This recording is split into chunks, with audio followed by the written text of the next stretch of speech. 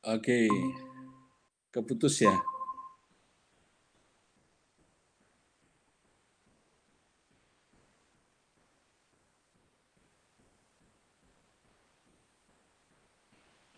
Oh ya, ya baik. Sampai di ya, pada saat anak lahir ya, pada saat anak lahir eh, apa panca inderanya sudah matang ya. Panca indera itu dibawa oleh sistem sensorik motorik ini. Semuanya lewat sebagian besar lewat sebagian besar lewat batang otak ya. Eh, pada saat anak lahir pendengaran sudah matang. Oke, pendengaran sudah matang. Oke, saya tak on kan WA ya. Oke, kalau pendengaran sudah matang, apalagi tadi penghidunya sudah matang, sementara penglihatan belum ya. Nanti satu minggu kurang lebih ya, biasanya 4 hari 5 hari dia sudah mulai bisa melihat ya. Taktilnya juga sekitar itu, perabaannya, rasanya dia merasa panas dingin juga fase itu. Jadi pada saat melahirkan pertama kali yang sudah on itu adalah pendengaran dan penghidu. Ya, disitulah yang harus kita masukkan dalam eh, rancangan mengasuh anak pada saat anak baru baru lahir. Oke. Yang kedua, amigdala. Amigdala ini otak yang berhubungan dengan emosi. Ini juga sudah matang pada saat anak lahir. Oke.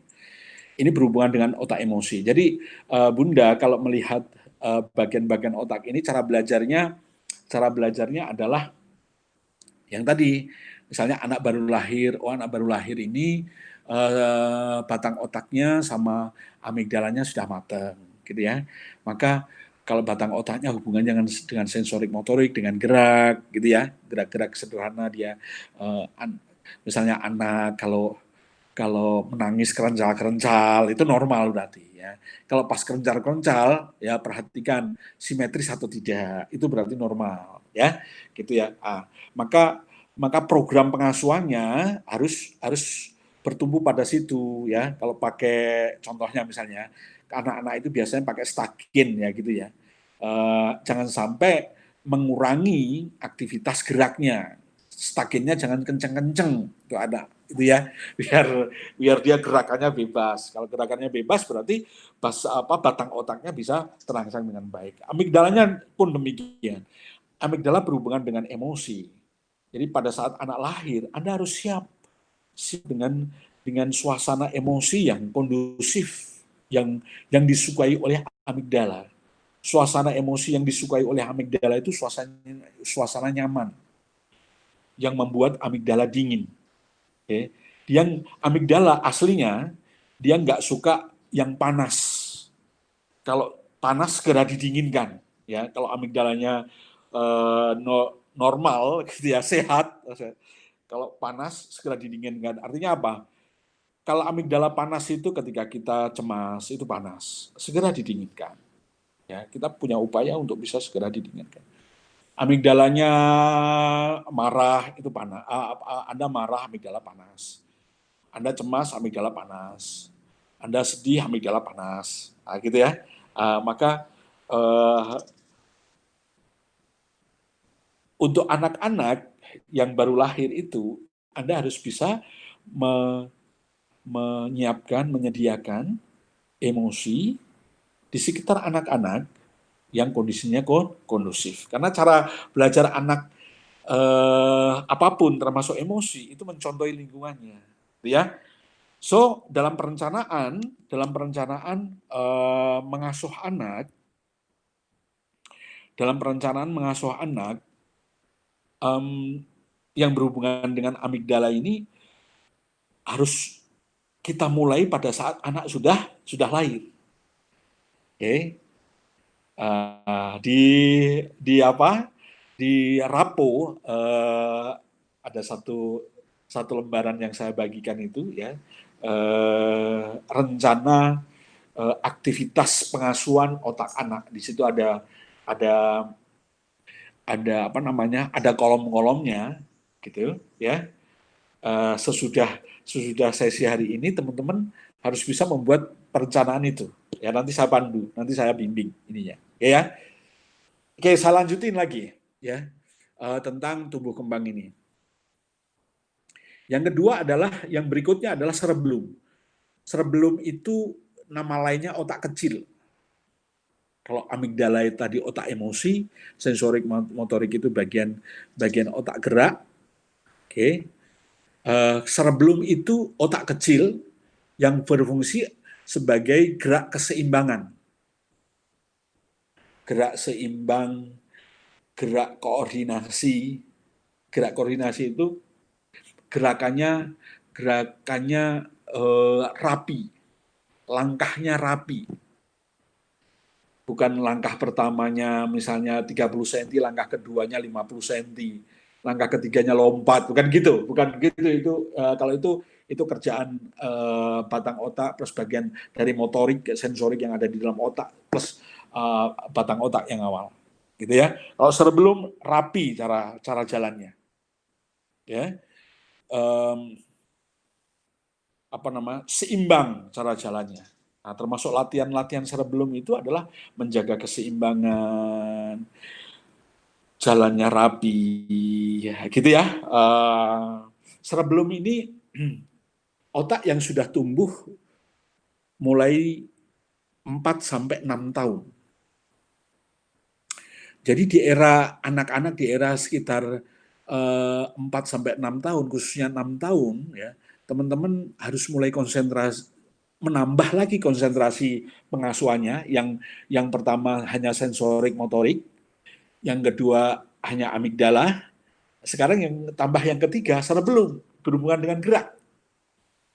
Ini akan dalam proses pengasuhannya akan saling integrated, ya, saling bersambungan satu dengan yang lainnya. Anda latih gerak dengan penuh keseimbangan, tapi pada saat latihan keseimbangan itu jangan dibentak-bentak, gitu ya. Nanti anak jadi takut, jangan bodoh-bodohin, nah, misalnya gitu ya. Jangan masa lu gitu aja nggak bisa, nah, misalnya gitu ya. Harus tetap dibuatin senyaman mungkin, gitu ya. Harus dibuat senyaman mungkin. Nah, sehingga antara cerebellum, amigdala, dan sensorik motorik ini cara bekerjanya harus tidak boleh merusak yang lainnya.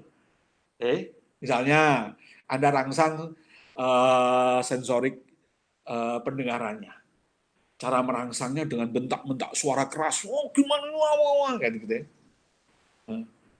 Anak tangkap itu dengan sangat terganggu karena apa? Amigdalanya jadi panas.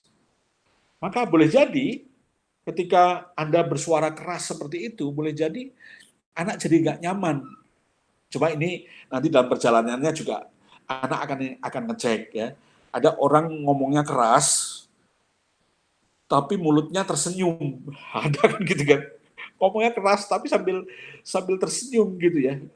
Teman-teman kalau berinteraksi sama teman-teman Indonesia Timur ya, rata-rata gitu, ngomongnya keras tapi nyampein sesuatunya sambil tersenyum. Nah, maka itu bisa dimaknai. Oh ternyata dia nggak marah dan sebagainya. Nah, artinya apa? Amigdalanya bisa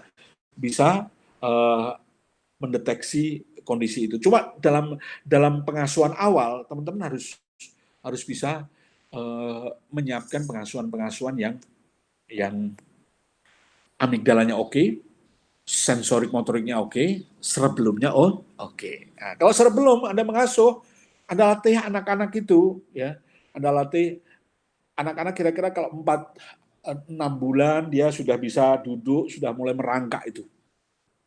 Oke. Jangan ajari anak-anak berjalan dengan menggunakan baby walker, jangan. Oke. Nanti proses sinaptiknya nggak sempurna di dalam otak. Ya. Biarkan aja, biarkan dia duduk, kemudian berangkang. Ya. Kalau minta maaf, kalau mulutnya terjongor gitu ya, jatuh brus gitu ya, mulutnya akhirnya terjongor tertanah terus lecet terus nangis, nggak apa-apa, santai aja bunda, gitu ya. tentunya dibersihin dan sebagainya ya gitu ya. Eh, ya nggak mungkin lah mulut sampai hancur, nggak mungkin lah kalau cuma kejongor, apalagi ya kalau teman-teman, kalau anak-anak lagi berangkang ya Anda pastiin berangkangnya tidak di batu-batu gitu ya. Kalau belum kuat berangkangnya mungkin di apa di plester yang halus atau di kasur gitu ya, dipastiin gitu ya, upaya kita itu begitu. Tapi biarkan anak berangkang itu menyehatkan otak, oke? Karena berangkang itu ya ada koordinasi antara tangan sama kaki yang bergantian. Kalau nggak ada koordinasi, nggak mungkin dia bisa berangkat. Dan itu adalah rangsangan cerebellum. Dan pada gilirannya nanti kalau dewasa, aktivitas-aktivitas seperti itu bisa bisa membantu untuk membangun kecerdasan-kecerdasan tingkat tingkat tinggi. Ya, teman-teman pernah dengar kan para bos, para pengusaha-pengusaha besar ya, eh, itu salah satu cara untuk mengasah eh, otaknya, menyiapkan dia agar siap hari ini gitu ya. Itu pagi-pagi dia jalan kaki. Nah, jalan kaki adalah aktivitas gerak yang didominasi oleh cerebellum. Okay? Jalan kaki itu nggak mungkin bisa berjalan kalau nggak bisa seimbang. Jalan kaki itu nggak mungkin bisa berjalan kalau tidak koordinasi kanan kiri kan gitu, itu kalau koordinasi, kalau enggak pasti nggak mungkin. Okay? Dan itu sangat sangat penting sekali untuk membangun kecerdasan. Okay? Sampai di level ini ya, kita bisa mengetahui bahwa cara anak untuk membangun kecerdasan dirinya, kecerdasan tingkat tinggi, yang namanya kecerdasan rasio, gitu ya, itu dibangun atau didasari oleh aktivitas gerak dan aktivitas emosi. Jadi kalau sama anak-anak, Bun, jangan biarkan anak-anak itu diam, jangan. Oke, nanti kurang cerdas. Biarkan anak bergerak, ya. Tapi cara bergeraknya bukan bergerak yang nabrak-nabrak, nyamber kanan, nyamber kiri, bukan gitu. Ya bergerak yang kalau sampai nyamber kanan, nyamber kiri harus dilatih lagi. Berarti keseimbangannya, koordinasinya kurang kurang bagus. Oke, ya. Jadi biarkan bergerak. Karena dengan bergerak itu kecerdasan geraknya akan matang, kecerdasan emosinya akan matang, dan kecerdasan kognitifnya akan matang. Ya, dia akan saling saling masuk. Cerebellum, ya. Salah satu cara melatih cerebellum yang paling asik itu berenang.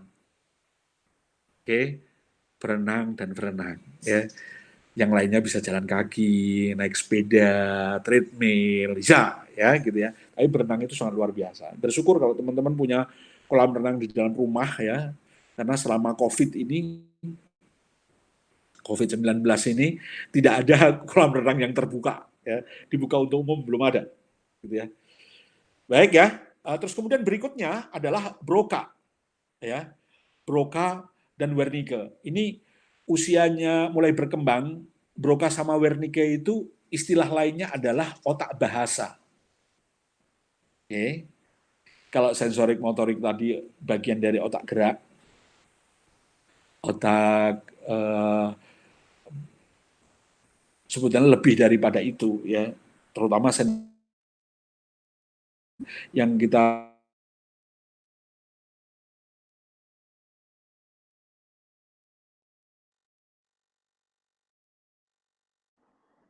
Terus lagi nih kayaknya, Pak Rahmat. Salah.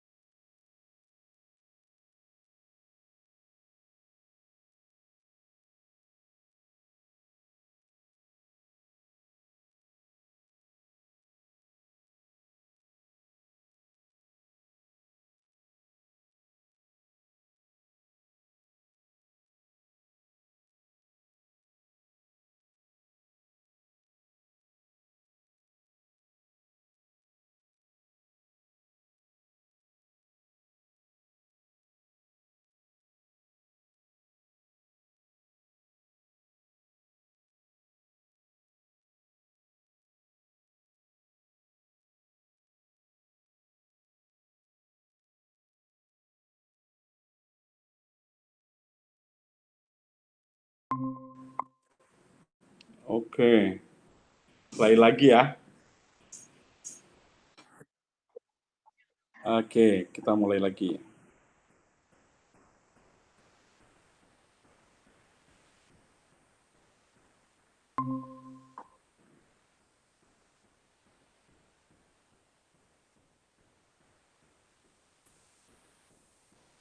Tadi sampai mana? Broca, Dok. Broca. Broca itu apa? Otak apa, Bunda? Otak bahasa, Dok. Otak bahasa, ya. Mulai 10 bulan, Broca eh, Broca ini sudah berkembang duluan, gitu ya. Broca ini sama Wernicke ini cara kerjanya saling saling integrasi gitu ya, saling kerja bareng gitu ya. Padahal mereka punya punya dominansi fungsi yang berbeda. Kalau Broca itu fungsinya adalah melafalkan kata-kata. A, I, U, E, O gitu ya, jelas Broca. Ya. Dan itu berkembangnya lebih duluan daripada Wernicke. Meskipun bedanya nggak ini sih, nggak jauh ya gitu ya. Cuma eh, karena Wernicke itu salah satu fungsinya adalah memahami gitu ya, maka perkembangan Wernicke itu akan sinergi dengan bagian otak yang berhubungan dengan kognitif. Benar. Oke. Kalau Broca itu hanya melafalkan tok gitu ya, A I U E O-nya gitu ya.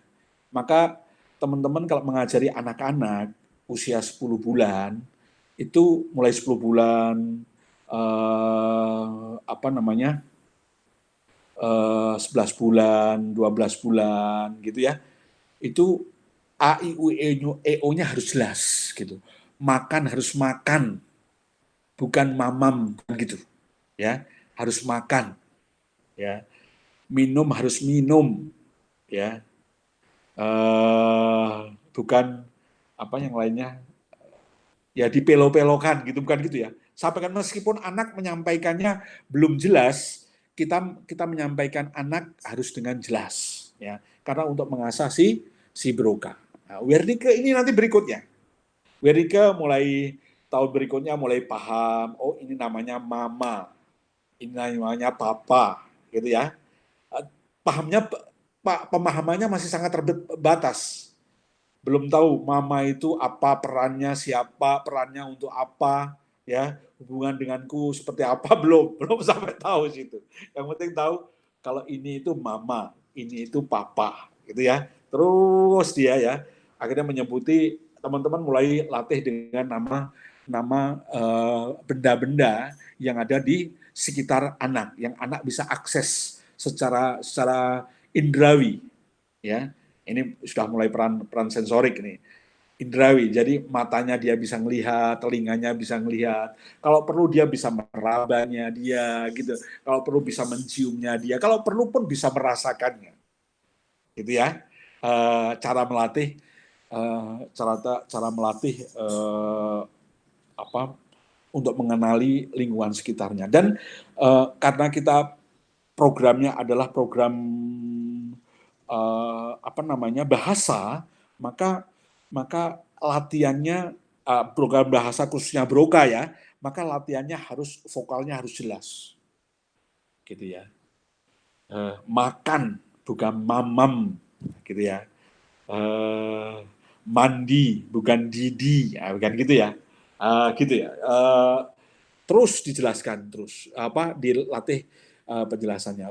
Wernicke sembari berjalan nanti memahami anak-anak dilatih memahami melalui benda-benda yang ada di sekitarnya. Oke ya, begitu cara cara Nabi Ibrahim belajar tentang alam semesta kan juga gitu. Dia belajar lingkungannya satu demi satu, ya, diajarin apa namanya, kok Nabi Nabi Adam benda-benda yang ada di sekitarnya. Karena mengajari benda yang ada di sekitarnya itu lebih memudah apa? Aksesnya. Akses terhadap apa? Terhadap indera, terhadap indrawi, terhadap panca indera. Semakin sering kita akses, maka proses perekamannya semakin sempurna kan, semakin sering kan gitu kan, mengulang lagi. Kalau kita bilang ngajari ayam gitu ya, di sekitar kita tiap pagi, tiap sore, tiap siang, kita bisa dengan mudah melihat ayam daripada Anda ajari merak. Sementara di sekitarnya Anda nggak ada merak kayak gitu ya, ajari itu ya. Terus itu untuk mengasah wernicanya. Brokanya diajari dengan lafal yang jelas gitu ya. So jadi anak-anak usia 10 bulan Anda harus membuat rancangan kegiatan ya, per harinya, per bulannya, rata-rata per bulan lah gitu ya. Karena proses perkembangannya yang signifikan itu per bulan gitu. Tentunya dalam 1 bulan juga tidak boleh itu aja materinya, harus dimodifikasi, harus ada contoh-contoh materi pengasuhan yang lainnya gitu ya. Sehingga anak juga nggak bosen ya. Cuma kontennya ketika anak itu sudah usia 10 bulan, 11 bulan, 12 bulan ya, kontennya terdiri dari konten sensorik motorik. Oke, latihan-latihan panca indera terus diasah. Ingat, panca indera yang semakin terasah ini akan membantu proses pengasahan memori, ya, akan membantu proses pengendapan memori itu bisa jadi bisa melalui rangsangan-rangsangan sensorik motorik. Ya. Risetnya di Inggris kan, anak-anak yang pintar naik pohon itu IQ-nya lebih bagus daripada anak-anak yang nggak bisa naik pohon, kan gitu kan? Karena naik pohon nggak mungkin cuma kaki aja yang berjalan, nggak mungkin, pasti tangannya juga megang gitu ya. Terus pasti pas naiknya pasti sinergi kanan dan kiri ya, pasti ada keseimbangan. Kalau belum pinter-pinter nemen, naiknya pasti dangkrok gitu. Dangkrok itu artinya kalau bahasa Jawa itu kaki tubuhnya juga nempel ke pohon itu, tangannya juga nempel, tangannya seperti merangkul gitu ya, semua terangsang. Ya. Sehingga wajar kalau kalau kemampuan otaknya jauh lebih baik, sehingga wajar gitu ya. Seperti itu nanti buat teman-teman buat rancangan ya. Rancangan pengasuhan itu Anda kawal 7 tahun pertama ya. Kalau lewat 7 tahun itu sudah clear, 8 tahun sudah clear, wah udah mulai enak, udah mengasuh anak ya. Kalau ingin lebih sempurna lagi Anda kawal sampai usia 12, 13, 14 tahun. Lewat 14 tahun Anda sudah nggak bisa mengasuh anak. Udah nggak bisa lagi. Oke. Anda sudah jadi teman, yang ngobrol, sudah bukan seperti yang dulu lagi cara mengasuh anak. Ya, sampai di Broca. Bunda Feby ada yang bertanya? Mau nanya ini aja sih dok, kayak yang di tabel yang dokter kasih itu ya kan, itu berarti per anak dan juga kalau untuk gimana ya? Dan per usia juga beda-beda berarti ya dok ya? Per usia berbeda apanya? Rancang kegiatannya gitu. Iya, pasti dong. Bisa dibuat yang maksudnya kalau anak saya tadi berpikir anak saya kan 3 dan laki semua, walaupun ya bedanya Iya. sih kan 12, 10 dan 7 tahun.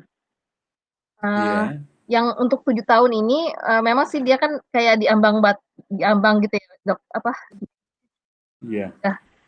Dan maksudnya kegiatannya karena apalagi sekarang ini sering bermain sama kakak-kakaknya, Iya. jadinya tuh lebih dewasa gitu.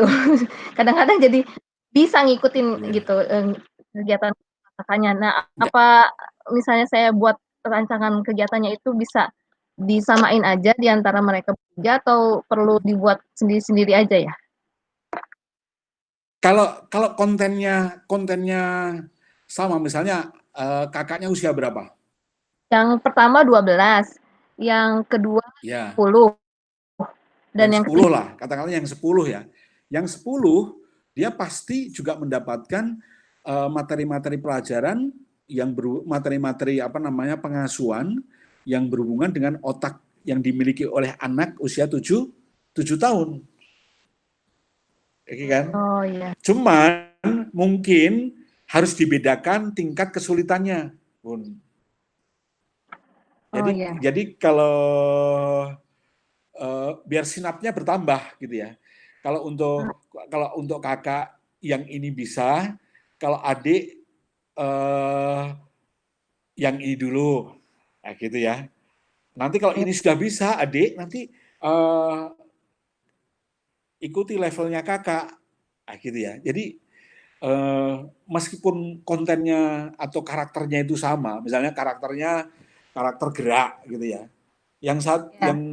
yang mungkin anak usia 7 tahun, Bunda bisa melihat geraknya dia sudah sampai di mana sih gitu ya.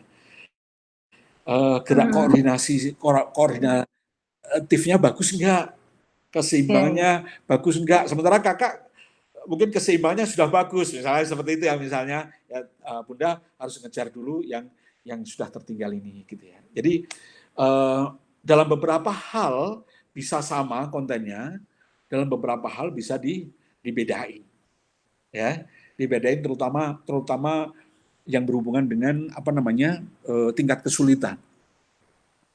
Ya, benar. Dibedain dengan misalnya anak yang 7 tahun bisa naik sepeda, yang kakaknya juga Ya. sudah bisa naik sepeda, gitu ya. Mungkin kakaknya Ya. sudah sepedanya besar, adiknya sepedanya yang agak kecil. Nah, seperti itu level-levelnya. Oke, programnya seperti itu. Bisa ya. Oke. Oke, Bebun? Diskusikan. Ya. Baik dok, makasih dok.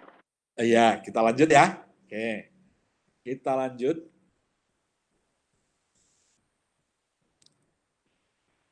Uh, sampai usia 1 tahun ya tadi ya. Broca Wernicke itu teman-teman hati-hati dengan usia 1 tahun. Kalau usia 1 tahun teman-teman sering tinggal dia, kurang latihan ngomong, nanti bisa jadi delay speech dia. Ya, rata-rata teman-teman yang mengalami anak-anaknya terlambat ngomong itu, hemat saya yang paling banyak adalah kurang dilatih ngomong. Ya. Nah, kalau melatih ngomong anak-anak itu kita yang latih gitu ya, manusia yang latih gitu. Jangan tape recorder yang latih gitu ya. Karena apa? Nanti kualitasnya akan beda ya. Kalau apa ya? Kalau tape recordernya itu ngomong assalamualaikumnya itu suara cempreng gitu, anak bisa cempreng loh suaranya. Gitu Bun ya. Oke, itu usia satu tahun. Terus masuk di usia 2 tahun ya. Nah, maaf, usia 1 tahun tadi, saya ulangi ya, usia 1 tahun tadi, MN, di situ ada tulisan MN di usia 2 tahun itu namanya mirror neuron, itu sudah berkembang di usia 10 bulan, 11 bulan, 1 tahun itu sudah berkembang. Dan mulai akhirnya berkembang pesat sekali ketika anak mulai usia 2 tahun. 2 tahun, 3 tahun, 4 tahun itu MN itu, mirror neuron itu berkembangnya sangat pesat ya. Mirror neuron ini sangat penting sekali untuk apa sarana pengasuhan ya. Karena salah satu cara belajar anak-anak itu dengan mencontohi. Piranti apa yang digunakan untuk mencontohi?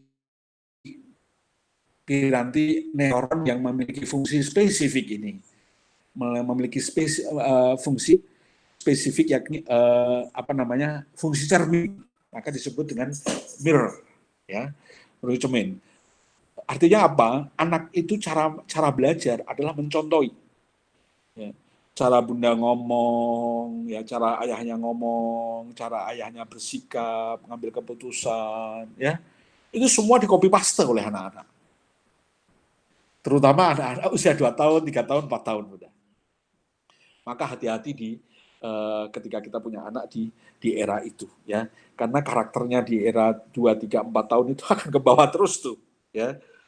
Bisa kalau jelek ya segera diperbaiki sebelum 14 tahun ya.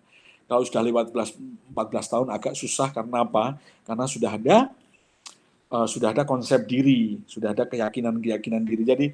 Jadi yang dia dapatkan, pelajaran yang didapatkan sebelum 14 tahun itu, dia uji coba, terus dan pada gilirannya dia senang melakukan itu, akhirnya jadi konsepnya dia. Gitu ya. Ditambah lagi, ternyata pada saat proses mencontoh itu sudah terbentuk pola-pola berpikir di dalam diri anak, akhirnya dengan sangat mudah sekali untuk apa namanya menjalankan model itu, model pikiran itu. Oke?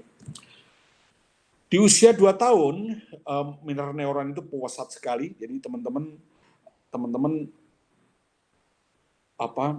sudah sangat bersyukur sekali dengan mirror neuron yang sangat pesat sekali. Kita mempermudah kita sebagai orang tua untuk mengasuh anak, gitu ya. Cuma yang jadi repot adalah kalau orang tua yang secara emosionalnya berantakan. Karena yang akan Anda lihat adalah anak-anak yang mencontoh emosi yang berantakan, yang pada gilirannya sebenarnya Anda nggak suka. Oke, cuma ketika Anda melakukan itu, aktivitas emosi itu, seringkali Anda pas melakukannya tidak sadar. Karena terdrive oleh sebuah pola-pola. Oke, teman-teman bisa memahami kan, kalau kita melakukan aktivitas yang dipandu oleh sebuah pola, kira-kira pakai pikiran atau enggak? Halo Bun, Bunda Vibe. Halo Bun, Bunda. Halo Bunda. Hah? Oh lagi disconnect, tapi masih ini.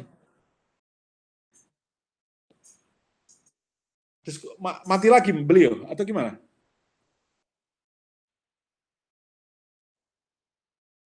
Berarti saya harus konekin lagi ya.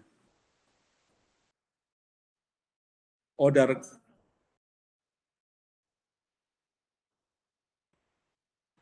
kalau dia masuk kan berarti saya harus terima lagi begitu ya?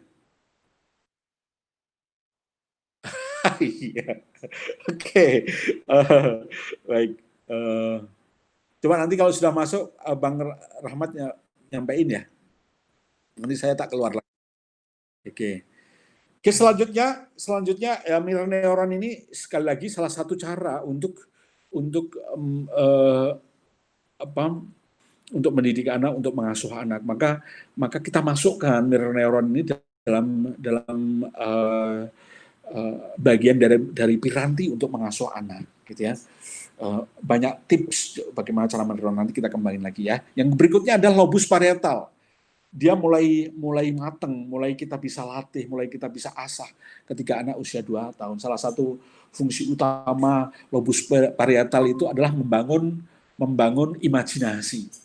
Ya, sensorik, motorik tadi hubungannya dengan panca indera, amigdala hubungannya dengan emosi, cerebellum hubungannya dengan otak keseimbangan dan koordinasi, Broca Wernicke berhubungan dengan otak bahasa, mirror neuron berhubungan aktivitas neuron yang berhubungan dengan cermin, mencontohi, mengcopy paste gitu ya. Lobus parietal berhubungan dengan gambaran-gambaran.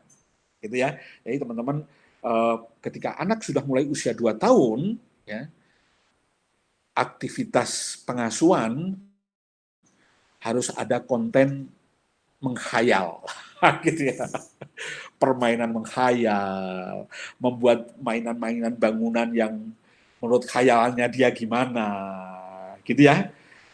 Atau dia menggambar yang nggak karu-karuan tapi dia bisa menjelaskan secara detail apa yang digambar itu dari khayalan gitu ya. Bahkan kalau anak usia 2 tahun, 2 tahun, 3 tahun, tiba-tiba dia ngomong, ayah, aku tadi baru ketemu temanku di sini, gitu ya. Temanku itu tingginya setinggi pohon kelapa, rambutnya panjang sekali ayah, gitu ya. Nah, itu teman-teman jangan jangan bawa ke apa namanya, teman-teman jangan bawa di ru'yah, jangan di ru'yah, gitu ya. Karena dia apa namanya, ini masuk lagi nih Bunda, ya. Oke Bunda ya. Usia sampai 2 tahun tadi ya. Ini Bunda Lika ya masuk. Terima kasih Bunda Lika. Ya. Kita lanjutin ya. Uh, jadi sekarang sudah masuk 2 tahun ya. Mana foto saya? Oh, nggak keluar ya. Oh, di situ di pojokan. Ketika sudah usia 2 tahun, ya, ketika sudah usia 2 tahun, artinya otak yang awalnya tumbuh sensorik motorik masuk juga dalam perencanaan keluarga, ya. Perencanaan pengasuhan anak, perencanaan keluarga, perencanaan pengasuhan anak. Amigdala juga masuk dalam pengasuhan anak, gitu ya. Semuanya sampai usia 2 tahun dimasukkan semua. Jadi sensorik motoriknya masuk, amigdalanya masuk, cerebellumnya masuk, broca wernicke-nya masuk, parietalnya masuk di situ, ya.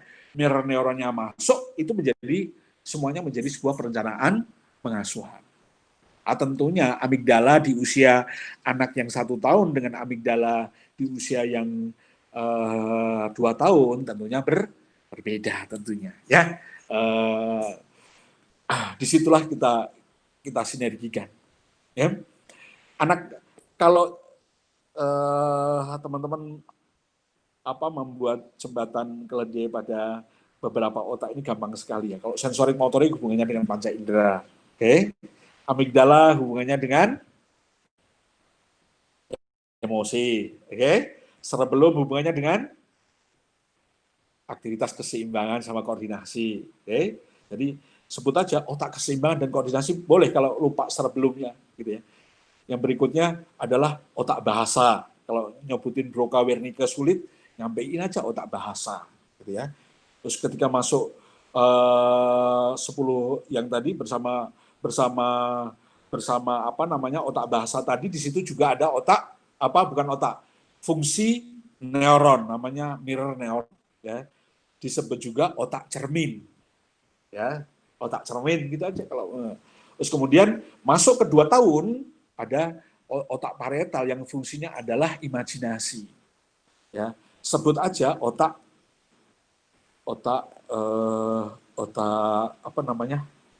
mengimajinasi, gitu ya. Sehingga tadi saya katakan bahwa anak-anak di usia 2 tahun semakin tanda-tanda anak itu kreatif, itu banyak hal yang dia lakukan, macam-macam sesuai dengan imajinasinya. Dia bisa nyoret coretan yang nggak karu-karuan, ya, tapi dia bisa menjelaskan dengan baik apa yang dia coretin itu, ya.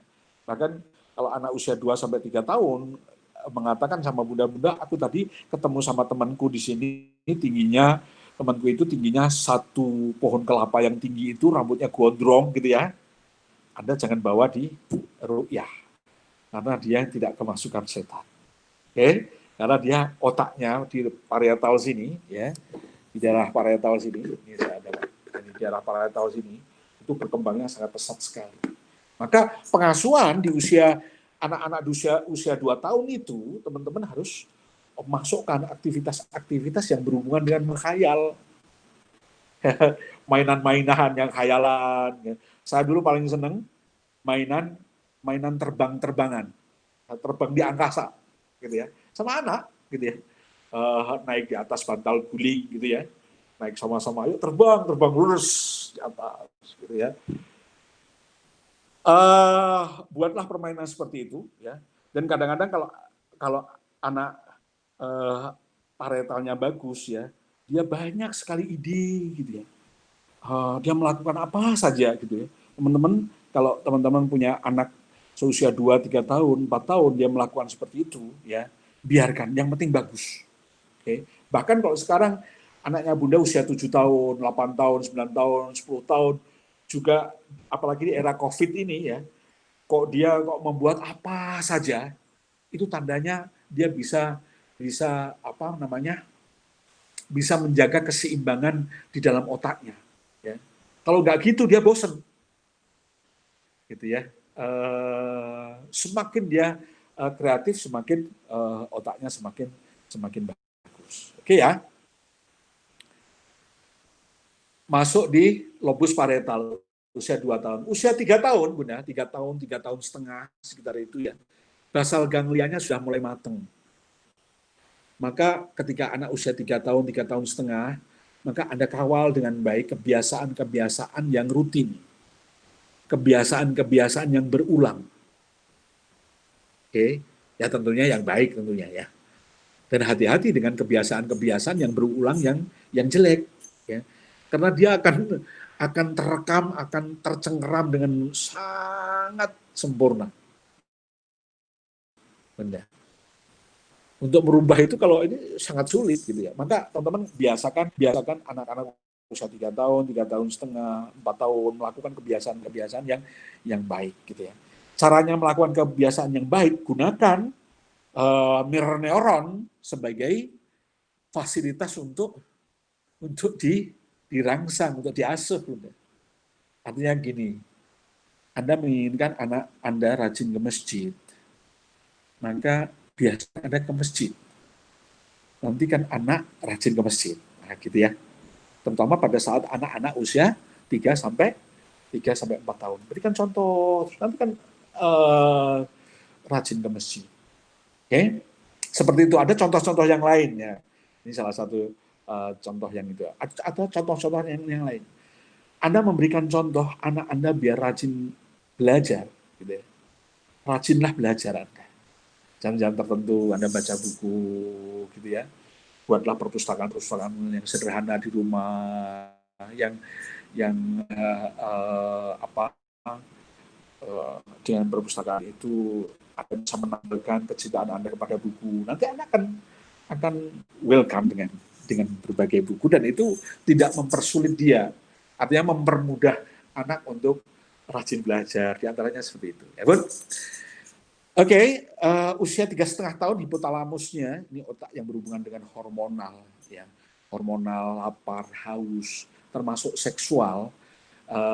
Organ hipotalamus ini sudah mulai matang. Organ hipotalamus ini bersama-sama dengan amigdala dan hipokampus, dia akan membentuk satu sistem yang namanya sistem limbik. Ya. Pesannya daripada hipotalamus ini karena berhubungan dengan hormon produksinya, mulai terproduksinya hormon-hormon seksual, meskipun belum belum jumlahnya belum banyak ya, gitu ya.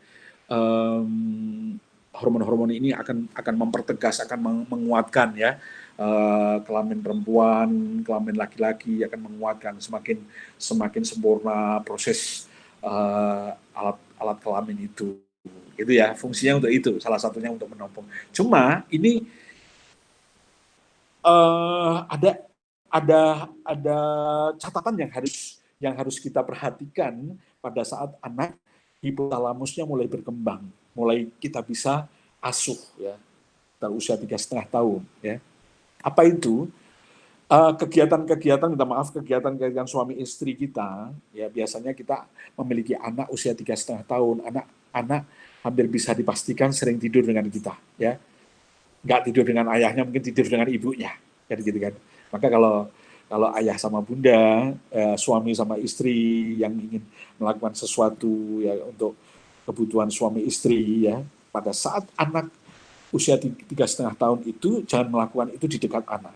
Walaupun anak sudah tidur, ya jangan di dekat anak, karena begitu anak yang membuka matanya, meskipun pas membuka matanya itu tidak sadar, ya aktivitas itu akan terekam dengan sempurna pada anak. Ingat, anak itu cara kerjanya adalah otaknya, cara kerja otak itu dominannya di otak di bagian subkortikal, otak yang di bagian dalam, ya teman-teman ingat kan, subkortikal, kortikal, kan gitu kan. Subkortikal berurusan dengan aktivitas emosi, vegetasi, ya, hormonal, gerak refleks, sistem saraf otonom, apa-apa itu di subkortikal. Yang kortikal berhubungan dengan pikiran dan bahasa.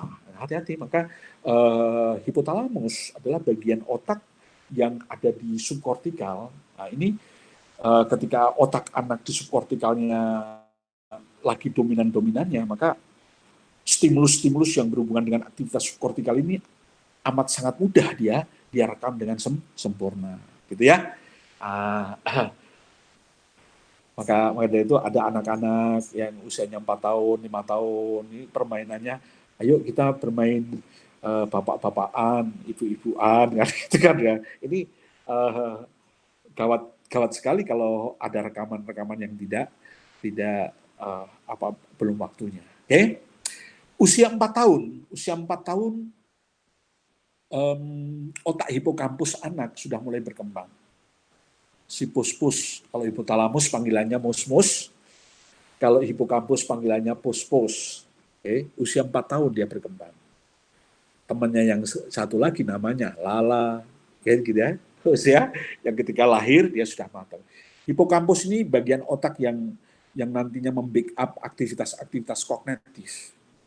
Sehingga aktivitas kognitif itu sebetulnya sudah dimulai 4 tahun, 2 tahun sudah ada, cuma belum sempurna. 4 tahun sudah mulai lebih sempurna. Gitu ya. Yang sudah sempurna apa? Otak gerak sama otak emosi yang sudah sempurna. Ya. Itu yang teman-teman sempurnakan, yang kognitifnya sambil berjalan. Ya. Maka mengajari anak kalistung itu sebaiknya dimulai dari 4 tahun. Oke. Baru dimulai, jangan dimulai 2 tahun, jangan mulai 3 tahun. 4 tahun pun mengajari kalistung itu dengan satu catatan, ya, otak geraknya dan otak emosinya Anda kawal dengan baik. Jangan sampai Anda ajari kalistung, anak ternyata keseimbangan geraknya anak bermasalah. Cara jalan koordinatifnya anak bermasalah. Anak nggak bisa baris berbaris, gitu ya. Nggak bisa sinergi nih, antara tangan dan kaki nggak bisa sinergi. Oke. Nah, kalau itu bermasalah, Anda lebih konsentrasi yang aktivitas gerak dulu daripada merangsang kalistung. Gitu ya. Karena kalistung ini bisa diajari berikutnya. Gitu kalau ada aktivitas gerak. Yang kedua adalah aktivitas emosi yang dimainkan oleh amigdala dan kawan-kawannya. Nggak sempurna. Gitu ya. Anak masih sering tantrum.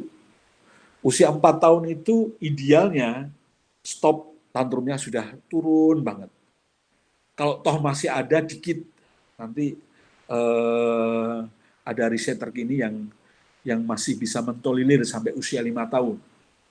Nah, cuma kalau saya panduannya di 4 tahun. 4 tahun itu anak masih tantrum enggak? Oke. Kalau masih tantrum, seberapa besar tantrumnya? Kalau setiap minta apa-apa tantrum, wow, teman-teman harus perhatikan serius itu tantrumnya itu, ya, karena itu bisa mengganggu aktivitas kecerdasan anak, gitu ya, Bun. Nah, so kalau semuanya proses gerak yang dimainkan oleh batang otak, yang dimainkan oleh cerebellum, okay, semua aktivitas emosi yang dimainkan oleh amigdala, oleh hipotalamus bagian hormonal yang berhubungan dengan emosi kan, ada hubungannya juga kan, gitu kan. Itu sudah sempurna gitu, maka teman-teman silahkan mengasah hipokampus lanjutan, ya. Nah, karena space-nya itu dari 4 tahun sampai 7 tahun itu 5, 6 itu 3 tahun gitu, ya. Sebetulnya untuk membuat anak bisa membaca di usia akhir 7 tahun itu sebenarnya sudah amat sangat mudah. Gitu. Asal aktivitas gerak sama aktivitas emosinya berkembang sempurna. Seringkali yang menyebabkan error itu di situ, ya, nggak bisa membaca karena apa? Karena bermasalah di aktivitas geraknya. Nggak bisa membaca karena apa? Karena baru belajar dikit sudah ngambekan. Bermasalah lah di bidang emosinya. Nah, gitu, ya Bun. Selanjutnya, yang terakhir adalah PFC. PFC itu singkatan dari prefrontal cortex. Ya, prefrontal cortex di panduan materinya teman-teman sudah menemukan itu apa singkatan PFC. PFC itu mulai mateng, Anda mulai siap memberikan pengasuhan itu ketika anak usia sekitar 6 tahun, ya, bisa 6 tahun kurang dikit, bisa 6 tahun lewat dikit, gitu ya. Kalau hipokampus tadi fungsinya berhubungan dengan memori, dengan penyimpanan memori. Kalau hipotalamus tadi fungsinya berhubungan dengan hormonal, otak hormon. Kalau basal ganglia tadi hubungannya dengan otak karakter, otak kebiasaan. Nah, gitu kan cara menghafalnya kan, enak kan? Kalau lobus parietal itu fungsinya adalah berhubungan atau disebut juga otak imajinasi. Kalau Broca sama Wernicke itu disebut otak bahasa. Kalau cerebellum itu juga disebut juga otak keseimbangan dan koordinasi. Amigdala disebut otak emosi, sensorik motorik juga disebut sebagai otak gerak, ya gitu ya. Maka prefrontal cortex ini berhubungan dengan otak berpikir. Oke, apa yang dilakukan prefrontal cortex? Kemampuan memilih dan memutuskan. Oke. Kemampuan merencanakan, kemampuan menilai baik dan buruknya. Ya tentunya pada saat anak-anak usia 6 tahun, ya PFC-nya tentunya belum sempurna. Ya, PFC itu baru sempurna nanti di usia 21 tahun atau 24 tahun.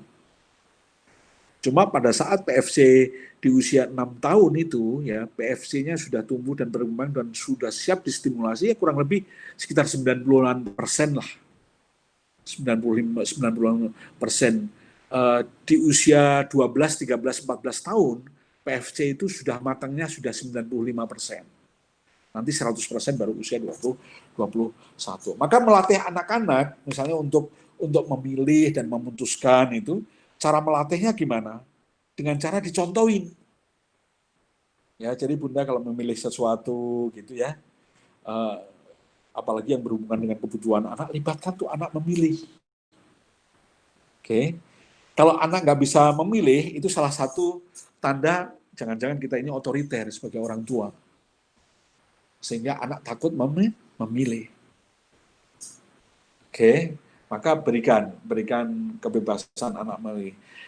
Kalau dia tetap belum bisa memilih, Anda bisa memberikan contoh, misalnya beli makanan, ya kue gitu. Anda nyampaikan, ibu milih kue pisang satu dan kue Nogosari satu, misalnya gitu ya. Itu lama-lama direkam, dan bagi anak yang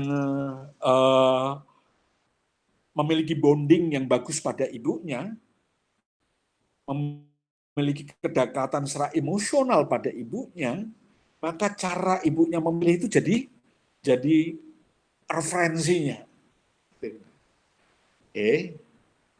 Sehingga teman-teman memilih itu perlu dilatih, teman-teman. Ya. Memilih itu, kalau saya melatih anak-anak, memilih itu melatihnya, memberikan contohnya sejak usia 2 tahun. Oke. Karena apa? Karena memilih itu pada saat proses memilih pertama itu pakai subkortikal, bukan pakai kortek. Jadi memilih itu nggak pakai logika awalnya. Oke. So hati-hati nih memilih pada saat proses awalnya ini, karena dia menggunakan aktivasi otak bagian dalam atau otak subkortikal. Ini nanti hubungannya yang dipilih itu hubungannya dengan nyaman dan tidak nyaman. Yang terakhir, setelah dia menggunakan logika, oh ini fungsinya ini fungsinya ini, ujungnya terakhir ya ada dua fungsinya yang hampir sama gitu ya, hanya beda tipis, dia akan nyari yang dipilih adalah yang dia tertarik atau tidak, gitu aja. Oke, meskipun ada peran kognitifnya, tapi yang perlu dilatih, terutama yang perlu dilatih pertama kali adalah latihan-latihan pengambilan keputusan yang dilakukan oleh subkortikal. Oke, Bunda. Ada pertanyaan di sesi ini? Halo? Iya dok. Oh, saya pikir putus. Tadi saya yang sempat putus dok. Cukup jelas nggak apa yang saya sampaikan? Cukup jelas sih. Iya. Oke. Nanti ada rekaman ada rekaman bisa diulang-ulang. Bunda Feby, Bunda Bunda Like off lagi ya? Iya, terputus Bunda Likenya. Oh, iya iya iya iya. Oke, Bun, silahkan kalau ingin ingin eh, yang bertanya. Secara umum saya sudah sampaikan ya, Ya, materi-materi secara umum dari 9 otak itu saya sudah sampaikan semua secara umum. Kalau ingin detailnya, teman-teman baca di materi materi pemandu itu, ya, baca situ, oke. Dari situ, teman-teman silahkan membuat aktivitas pengasuhan anak. Jadi sekarang sekarang tugasnya memberi contoh aja, Bun. Pengasuhan bisa bisa tidak berdasarkan umur ya, tapi ini berdasarkan aktivitas otak, gitu ya. Sensorik motorik itu dalam bentuk pengasuhannya seperti apa sih? Ya, satu item dua aja, 2 sampai 3 aja. 2 sampai 3. Baik. Contohnya, amigdala otak emosi. Ya, kira-kira dalam pengasuhan keseharian yang kalau kalau Bunda kan ada anak 7 tahun, ada anak 10 tahun, ya pilih aja bukan anak 7 tahun ke anak 10 tahun, sok monggo aja. Yang penting targetnya ini Anda bisa memiliki apa namanya? Ini Bunda Bunda Lega udah gabung lagi. Anda pemahaman terhadap fungsi-fungsi otak itu, ya, fungsi-fungsi otak pengasuhan itu untuk pengasuhan. Oke, sudah ini nanti minggu depan apa teman-teman buat di lembaran apa di lembaran rapo itu, terserah Anda akan milih anak usia berapa, ya, anak usia berapa. Kalau anak usia 7 tahun lembarannya tentunya lebih banyak tuh lembarannya gitu kan. Kalau anak usia 7 tahun berarti lembarannya bisa 9 lembar yang Anda harus isi, karena anak usia 9 tahun, misalnya anak usia 7 tahun, bagaimana pengasuhan sensorik motoriknya, Anda berikan contoh gitu ya. Amigdalanya Anda beri inovasi gitu ya. Apa namanya? Hal lainnya yang teman-teman jadi pertimbangan adalah 5 hal yang membuat otak itu cerdas. Ya, di Rapo itu ada. Jadi nanti 5 hal itu harus jadikan pemandunya juga. Yang pertama adalah nutrisi. Misalnya Anda perlu kalau nutrisi rata-rata hampir sama sih ya. Anak usia 2 tahun gitu ya ke bawah berarti ASI jangan lupa gitu kan. Relatif sama gitu ya.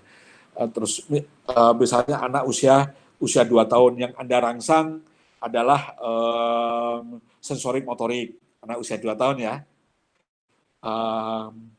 Yang Anda asuh maksudnya sensorik motorik atau tema otaknya sensorik motorik ya. Nutrisinya ya paling ASI masih, mungkin ada tambahan-tambahan makanan apa yang Anda bisa masukkan di situ ya gitu ya. Terus kemudian panduan yang kedua adalah lingkungan.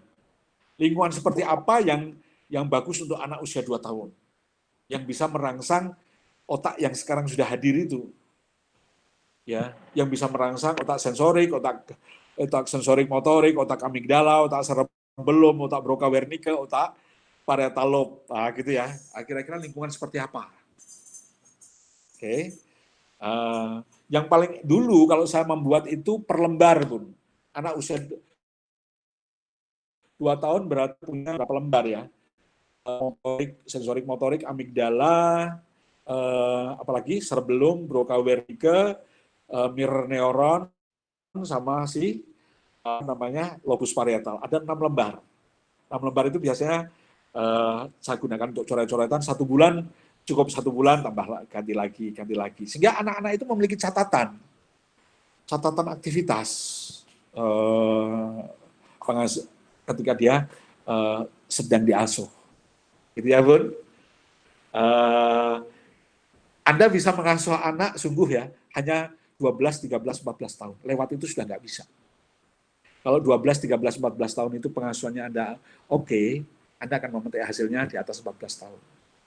Kalau di bawah 12, 13, 14 tahun itu kita cenderung apa namanya, minta maaf santai gitu ya. Maka anak akan Anda akan kelabakan sendiri menghadapi anak-anak di atas 14 tahun. Oke, sudah tahu kira-kira tugasnya, Bun? Iya sih, kebayang sih dok. Ya, Kalau udah oke, udah lewat nih, ya, sampai 7 tahunnya kan udah lewat, nggak apa-apa. sampai Mungkin lah kalau malahan. 7 tahunnya sudah mau masuk ke 8 tahun ya, dianggap aja sudah masuk 8 tahun. Nggak apa-apa. Yang penting Bunda bisa mengawal itu dengan baik, gitu ya. Eh, biar biar kita mengasuh anak itu sistemnya jelas gitu ya, komprehensif gitu lah, ya. Ini pemandu aja gitu ya. Teman-teman bisa ngambil teori-teori yang lain untuk dimasukkan. Cuma teori-teori yang lain yang dimasukkan itu jangan sampai teori yang merusak. Jangan sampai yang teori yang merusak otak tersebut. Gitu ya. Uh, Budalika mungkin mau bertanya? Budalika enggak? Ada yang mau bertanya, Bun?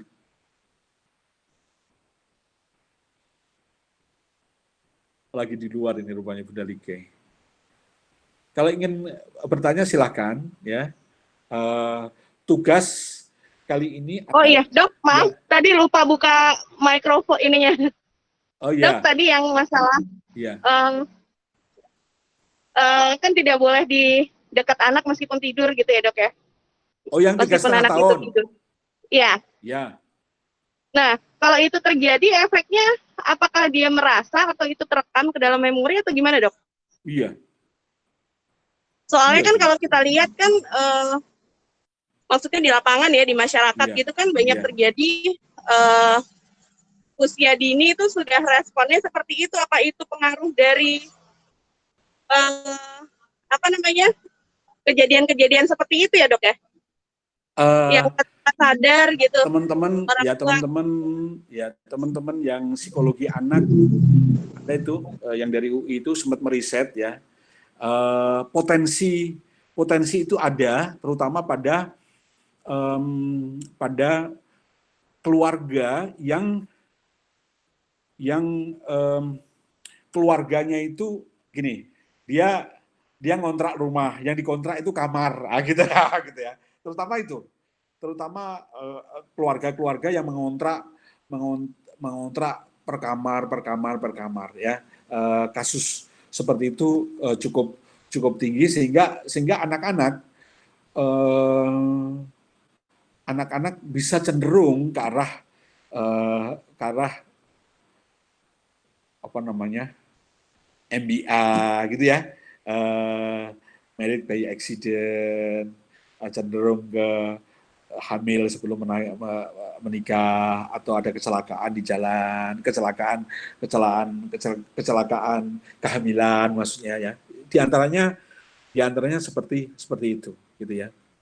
Karena itu John Gottman juga melakukan riset yang di level itu suruh mewaspadai gitu. Gitu. Selebihnya memang tentunya nanti ada pengaruh-pengaruhnya terhadap nilai-nilai yang dia akan dapatin sehingga dia bisa meredam dorongan-dorongan itu. Seperti itu, Bun. Oke. Ini mati lagi mic-nya, Bun.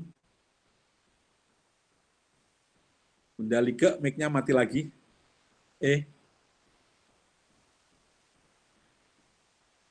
Ya, Bunda Like, mic-nya mati.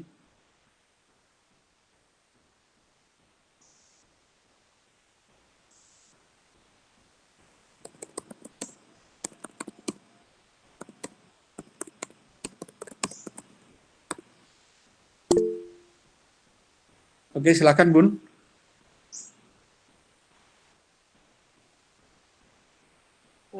Dok, tadi terkait yang kalau 4 Iya. tahun masih tantrum, Dok. Ya, Nah, itu kan ternyata kalau 4 tahun itu harusnya sudah stop tantrum. Kalau ternyata sampai 6 tahun masih agak tantrum.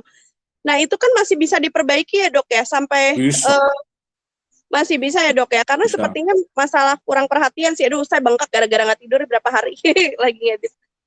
Itu depan Oke, oke, komputer sampai bengkak matanya. Jadi oke. apa namanya?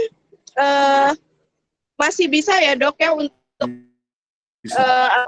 soalnya tantrumnya juga agak lumayan sampai saya kayaknya harus fokus untuk karena tadi ya dokter bilang kita berlelah-lelah sampai 14 tahun gitu ya, Dok ya. Karena kan yang Iya. pertama sudah 9. Tapi yang 9 ini sudah enak, Dok. Maksudnya mereka sudah paham kewajiban, Iya, iya. eh, Keren. apa sudah mulai teratur. Hanya saja perilaku isengnya suka ngeselin yang lain gitu. Itu aja sih yang suka bikin saya emosi. Tapi sisanya sudah tertib sekali gitu. Dia kurang Jadi perhatian, Bun. kenapa, Dok? Dia kurang perhatian. Coba Bunda perhatikan, berikan perhatian dia yang konstruktif. Berikan perhatian yang bagus-bagus. Gimana, Anak Dok? anak yang tadi suka iseng tadi, ya. Ya. Kalau dia melakukan iseng, jangan perhatikan. Oke. Iya, sayangnya sih nggak perhatikan, masalahnya suaranya adik-adiknya itu yang ganggu. Ya, terus bukan cukup itu. Selesai itu Bunda alihkan di perhatian yang bagus-bagus pada dia. Oh, Jadi itu sistem kan neuron kan, neuronnya yang ketika neuronnya yang berbuat jelek itu kita nggak berikan perhatian, terus kemudian kita tumpuk dengan neuron yang bagus-bagus yang kita berikan perhatian, maka neuron yang tidak bagus tadi akan menjadi lambat aktivasinya. Ya pada gilirannya oke. begitu teorinya, Oh, caranya. Jadi Bunda ya. banyak-banyakkan perhatian pada anak yang usia 9 tahun ini, apa yang dilakukan dia yang bagus-bagus, Bunda segera beri like. Oke. Oh iya, banyak hal sih sebenarnya. Jadi Ya, alihkan ke sana, jadi yang itu melambat gitu ya, Dok ya? iya, itu nanti Oh, melambat. oke, cara kerjanya Teman-teman begitu. terus Soalnya, coba. Ya. oh iya boleh nanti dicoba. Soalnya memang kalau dulu kan saya masih suka ngomel tuh kalau dia Iya, iseng apa segala macam. Sekarang juga iya, masih, tapi nggak sering-sering gitu. iya, iya. Karena kecuali memang sangat mengganggu gitu. Soalnya anak ini karena saya udah paham kalau dimarahin tuh dia menarik diri, Dok. Jadi kalau Iya, dimarahin itu dia malah justru mutung gitu, malah selesainya jadi lama, makanya saya nggak pernah ngomel-ngomel lagi. Jadi iya, lebih ke arah diskusi abis itu gitu. iya, betul. Ya, coba Bunda temukan kehebatan dia tiap hari itu yang Anda beri intros ke anak ya. Nanti dia bisa jadi seluruh aktivitasnya akan merindukan perhatian yang baik dari Bunda itu. Ya, jangan-jangan Banyak dia hal sih. sekarang reseknya kepada adik itu ada hubungan dengan perhatian dari Bunda. Karena begitu anak adiknya jerit-jerit, Bunda langsung wow gitu kan. Bisa jadi gitu. Lama-lama Dia dia kangen teriak-teriak kali ya, Dok, karena kalau anteng-anteng aja dia tuh kan cukup tertib ya, maksudnya enak gitu loh, udah mulai enak nih Iya. selama di rumah 3 bulan mau membantu saya jadi Iya. supervisi adik-adiknya gitu, terus Iya. untuk adiknya Waduh. juga udah nyaman ya, udah mulai Iya. enak. Terus ke dapur laki-laki, Dok, Iya. ke dapur mau bantu, justru dia yang bantu ke dapur, masak, nyapu, ngepel gitu. Keren. Nah, pada saat Supervisi dia ngepel itu adiknya. berikan apresiasi, Bun. Iya, selalu. Iya. Akhirnya Betul. adiknya mau mengikuti. Nah, cuman pada saat udah mulai anteng-anteng, terus dia lagi nggak ada kerjaan nih, lagi nggak dikasih kerjaan, nah itu keluar tuh isengnya. Akhirnya yang Ya, nangis kan 3. Iya, tertawain aja, terus kemudian yang penting kita nggak usah memberikan perhatian yang destruktif ya sama dia. Itu aja kuncinya. Ya, Oke, Dok. nanti lama-lama dia akan turun, gitu ya. Oke. Sip. Apalagi kira-kira teman-teman? Dok, mau nanya korteks insula, Dok. Korteks insula. Ya, tadi saya sempat kelewat soalnya pas ini mati pas di... Memang korteks insula nggak terlalu kita bahas banyak di 9 pengasuhan ini ya. Korteks insula itu kita banyak bahas di neuroteaching sebetulnya ya. Jadi padahal tapi sebenarnya ada kedekatan sama neuroparenting ini gitu ya. insula itu lebih lebih ke arah bagaimana kita mengajari sebuah nilai-nilai, gitu ya. Caranya melalui cerita. Ini sebetulnya bagian insula ini letaknya ada di korteks ya, di bagian korteks region ya. Fungsinya adalah otak yang berhubungan dengan membangun keselarasan berpikir, gitu ya.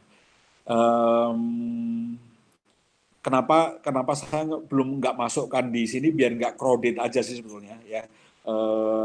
Karena lebih di pengasuhan ini saya lebih banyak ke bagaimana kita banyak memberi contoh pada anak-anak. Suri toladannya lebih dominan di situ gitu ya.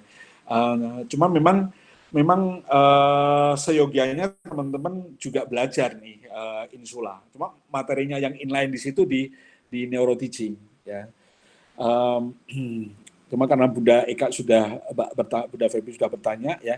Jadi sebetulnya peran insula ini dalam proses belajar anak gitu, dia memahami sesuatu ya, terus dia bisa akhirnya ujungnya juga bisa mengikuti apa yang dia pahami itu, cara mengajarnya lewat aktivasi insula. Oke. Bagaimana cara mengaktifasi insula itu dengan cerita. Jadi di sela-sela pengasuhan anak, teman-teman melatih mengajari anak-anak sebuah nilai-nilai melalui insula tadi. Ya. Sekali lagi dengan cara bercerita. Jadi cara memasukkan nilai-nilai sama anak-anak itu jangan kamu nggak boleh gitu mas, gini mau gitu, nggak bisa. Ya, yang bisa, yang masuk banget itu, Anda pas break, relax, apalagi menjelang tidur, Anda cerita, masukkan nilai-nilai di dalamnya situ, dia masuk betul-betul sama anak, karena teraktivasi si insula, gitu ya. Kalau untuk neuroparenting pesannya sampai di situ pun, ya.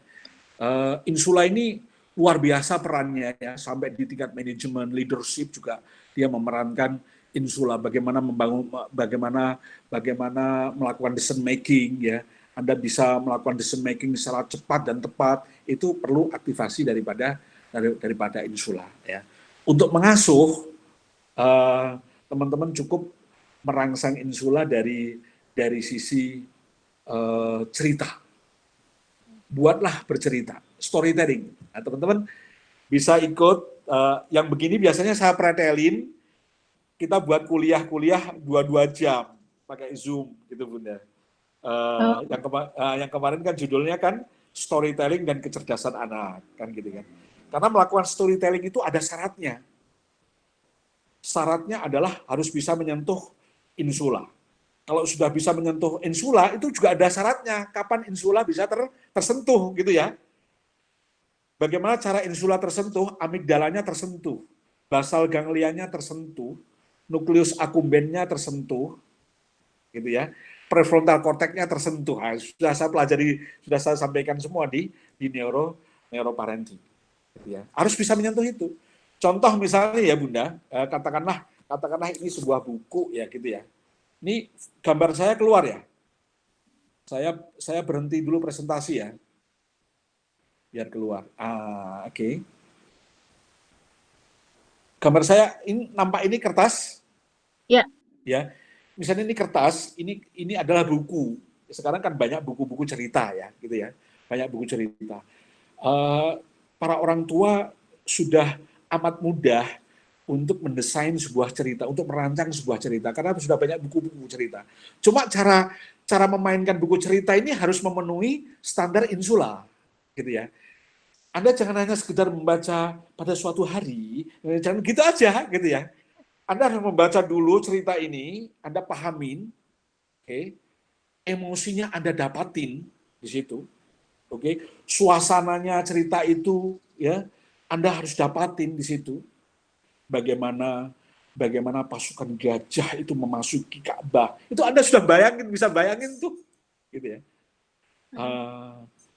Terus kemudian Anda menaikkan intonasi naik turun. Kalau yang memerankan perempuan Anda kecilin suaranya, yang memerankan laki-laki Anda gedein suaranya, gitu ya. Ketika Anda emosional, kaget, mata Anda harus bisa terbelalak, gitu ya. Nah, itu baru masuk. Nah, itu Dok, kan saya mungkin ini ya karena nggak biasa begitu. Iya. Ketika saya mencoba begitu terus jadi aneh gitu. Nah, jadi aneh Iya. jadi Iya. terutama yang untuk yang besar-besar ini yang 10 dan 12 tahun jadi kurang kurang apa ya? Kurang menikmati kali ketika saya mencoba untuk storytelling. Nah, Iya. ketika Ramadan kemarin itu Iya. ada nih di YouTube Iya. ustadz yang menceritakan sirah nabawiyah gitu Iya. Dok ya. Iya. Iya. Ternyata yang umur 10 dan 12 tahun ini sangat-sangat apa tertarik gitu. Iya. Mendengarkan itu bahkan itu jadi aktivitas rutin kita setiap sahur. Oke. Pas sahur kita mendengarkan sirah Iya. nabawiyah dari YouTube itu gitu. Iya. Ini sebenarnya bisa menggantikan peran saya untuk storytelling kan Dok ya? Bisa, ya, bisa untuk cerita, untuk transfer knowledge-nya bisa. Cuma enggak untuk membangun bonding. Oke. Karena ini storytelling ini bukan hanya sekedar mentransfer of knowledge ini ya Bun. Kalau untuk sebagai orang tua, salah satunya adalah untuk membangun rasa dekat sama anak. Iya. Gitu ya.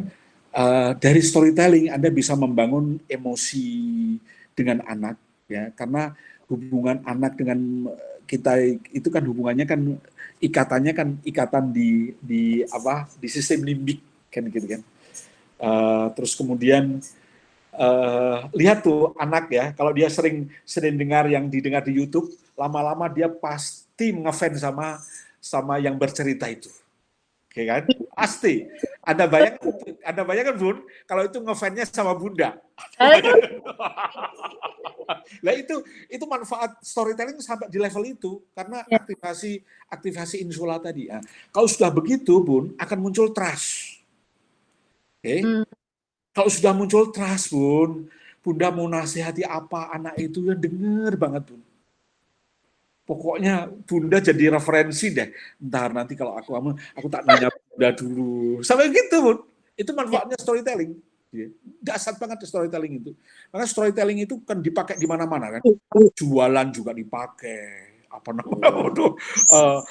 Akan mulai guru-guru yang belajar neuroteaching memulai kelasnya itu agar batang otaknya itu jadi adem, amigdalanya juga jadi nyaman gitu ya. Itu bisa dimulai dengan story. Dari cerita ya Dok ya. Iya, mulai dari cerita gitu ya. Maka teman-teman latih terus lah gitu ya. Latih di depan kaca ekspresinya gitu. Saya punya guru-guru, minta maaf ya, orang tua yang piawai homeschooling ya. Salah satu kehebatannya dia bercerita. Dan kalau bercerita Bun, ya Allah gitu ya. Kadang-kadang dia sampai bergeboh, benar sekali. Dia kadang-kadang sampai berdiri, sampai begini-begini gitu. Wah, edan betul. Dan betul message-nya tersampaikan dengan sempurna. Gitu ya. Terutama tujuannya itu loh Bun, kalau orang tua ya, bondingnya masuk, trust-nya masuk. Ya Allah, kalau sudah begitu Bun, itu melihat anak-anak itu dengan sangat menyenangkan menurut saya, gitu ya. Saya sendiri juga jadi agak cemburu sih sama Ustadz itu karena pagi-pagi itu yang dinyalain langsung mau dengerin Ustadz cerita gitu. Jadi antara senang sama yang dicari Ustadz. Iya, betul.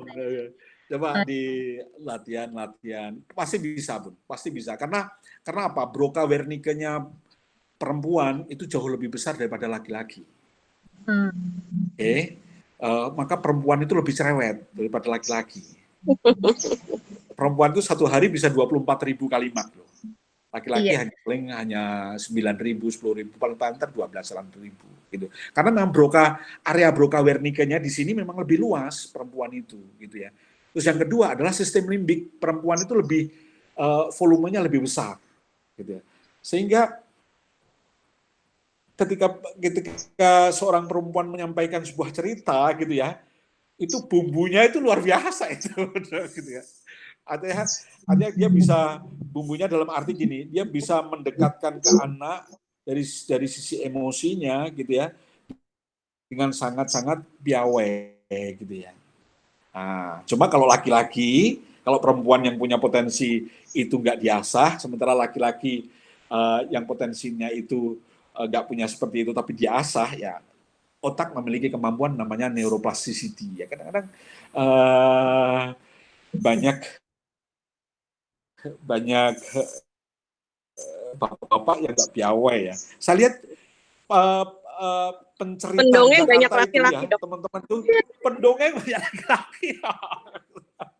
Coba teman-teman latih ya, teman-teman kalau perempuan bisa jadi itu, kalau menurut saya lebih memaknai gitu ya, karena kemampuan empatiknya lebih kuat sebetulnya perempuan itu ya.